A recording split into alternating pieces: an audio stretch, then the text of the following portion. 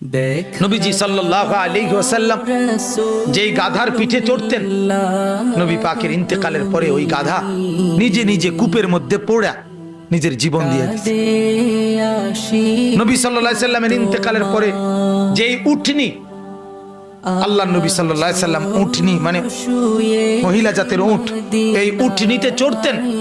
সেই উটনি জান্নাতুল বাকি কবরস্থানের পাশে গিয়ে এমন ভাবে বসছে, একটানা 2 সপ্তাহ কোনো খাদ্য খাবার না খেয়ে, এক ঢোক পানিও না খেয়ে নিজের জীবন নিজে দিয়ে দিয়েছে, মরে গেছে রাসূলের বিরহে।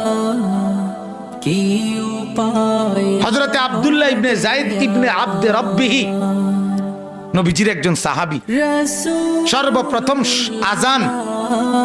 আজানের যে বাক্যগুলো যিনি স্বপ্নে দেখছে, এই সাহাবী আব্দুল্লাহ ইবনে যায়েদ ইবনে আব্দে রব্বিহি, এই উনি বাগানের মধ্যে কাজ করতেছিলেন, খেজুর বা আঙ্গুরের বাগানে। এই অবস্থায় ওনার কানে আওয়াজ পড়ছে, সরদারে দো আলম নবীজি ইন্তেকাল করছে। এই কথাটা ওনার কানে আওয়াজ পড়ছে, শুনছে আর কি, নবীজি কি হয়েছে, ইন্তেকাল।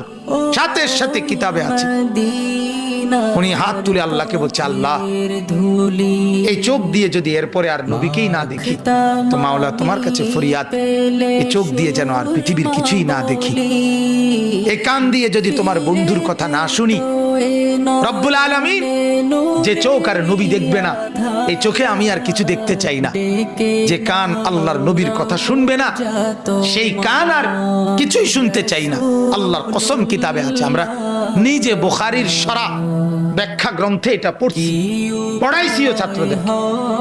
ওই সাহাবী এরপরে আর মৃত্যু পর্যন্ত কোনোদিন আর কিছু চোখেও দেখে নাই, কানেও শুনে নাই। উনি আপনার অন্ধ হয়ে গেছে এবং উনি আপনার বয়রা বধির হয়ে গেছে। দেখেন তাহলে কি পরিমাণ বিরহ, আমি এটা বুঝাইতে চাইতেছি। নবী পাক সাল্লাল্লাহু আলাইহি সাল্লাম সেই তাকেও কি যাইতে হইছে, কবরে যাইতেছে। হ্যাঁ, কবরে যায়। আল্লাহর নবী সাল্লাল্লাহু আলাইহি সাল্লামের রওজা মুবারক কবরে দাফন করার পরে এক লোক বহু দূর থেকে এক ঈমানদার আসছিল, এটাও কিতাবে আছে। আয়েশা আল্লাহর নবী সাল্লাল্লাহু আলাইহি সাল্লামকে আয়েশার পায় নাই, দেখে নাই, এই কবরের মাটির মধ্যে চিৎকার দিয়েই জীবন দিয়ে, এটাও আমরা কিতাবে পড়ছি। জাযবুল কুলুব ইলা দিয়ারিল মাহবুব, এটা আরবি কিতাবের নাম, কিতাবে আছে।